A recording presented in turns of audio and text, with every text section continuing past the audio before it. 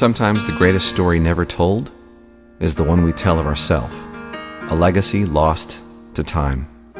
Moments of joy, of love, and of pain that stay hidden away from judging lips. Many times we reach out to a gentle face with whom we may share our story, only to discover there was no one listening. Today, we are listening. Today, we let their stories be heard.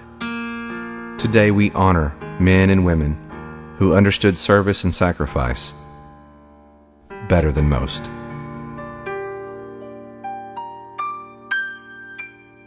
I was with the United States Army back in World War II in the European theater and served with the troops primarily in their advancement through Belgium up into Germany, and I was in Germany when the war ended.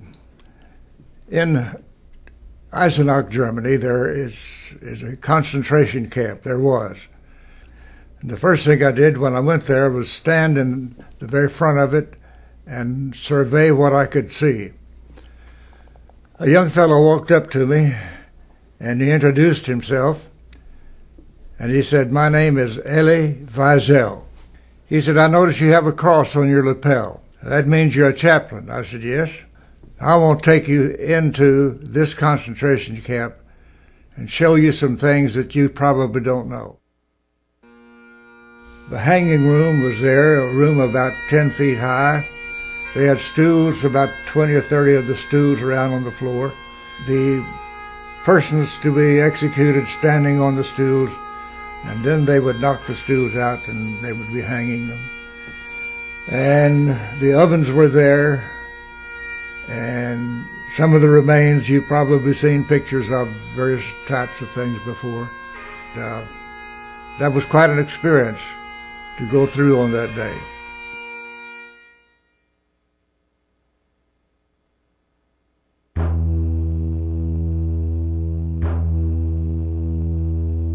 In the middle of December, on December the 16th, the biggest battle that the U.S. Army has ever fought. Early in the morning at 5:30, the Germans opened this offensive, and they had about 150,000 men involved, and we had about that many, a few more probably. And we happened to be at the exact point where the main thrust went through, or tried to go through. We went from about 184 men, which is the standard number for an infantry company, down to 25 by noon the next day. Eventually, at the end of January, we got them back to where their original lines were and ours were. And then from there, we started to push on through Europe that ended up with the war in Europe ending on May the 8th of 45. Well, I was a teletype operator. That's where the messages come in from the ships all around the Pacific and Atlantic, that they needed something or needed help or something was going to happen, and they needed supplies at a certain place. So we had to take the messages and see that they got to the right places. We were in a locked room all the time and with a guard at the door.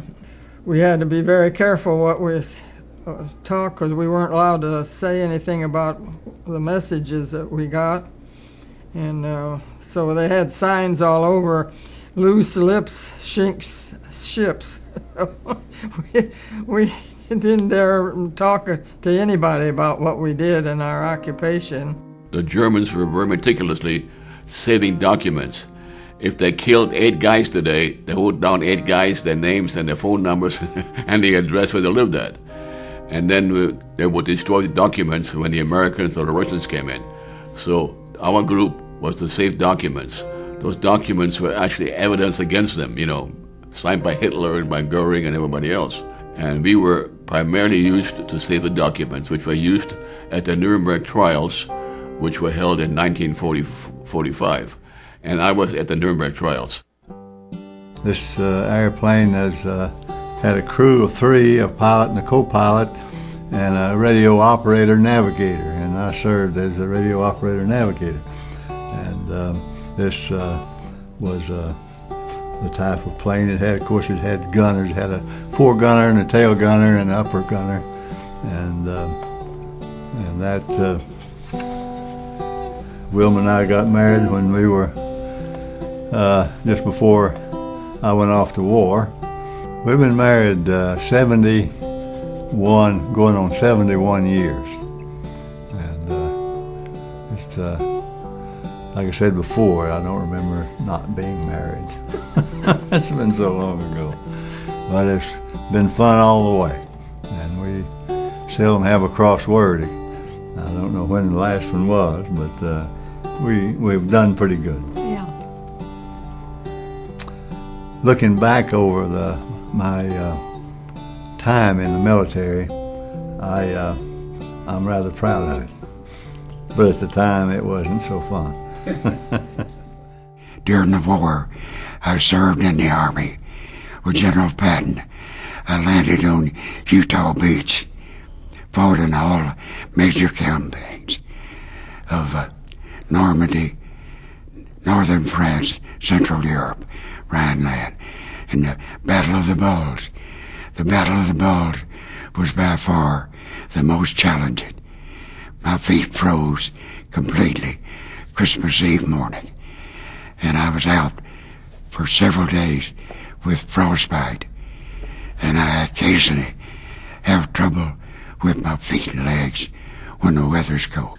About that time, a shell hit a tree right at the top of our hole, maybe 20 feet from us, and I don't know how we bounced, but I came down looking at sand and snow on my cheese, thinking, and Green pointing up here saying, "Look," and I thought, "Oh my goodness, it's blown away." And I was sitting there looking at it, but I heard of guys getting hit and not knowing it, and he finally said, "Look at our rifles," and I looked back. They were leaning back here, and they were just shattered, and my bazooka was destroyed.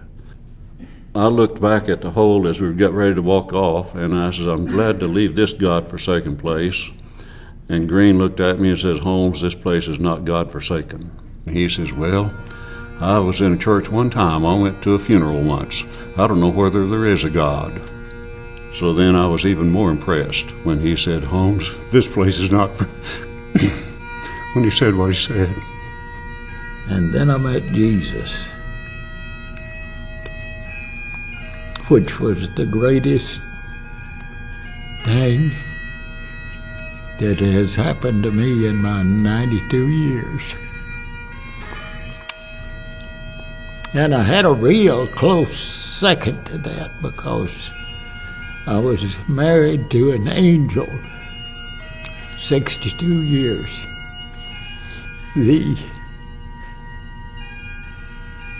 people that I've met since I've been here are fantastic.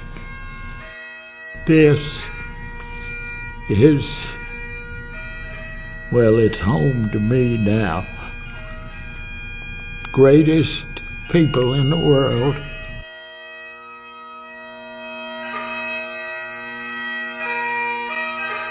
Today, we honor men and women who understood service and sacrifice better than most.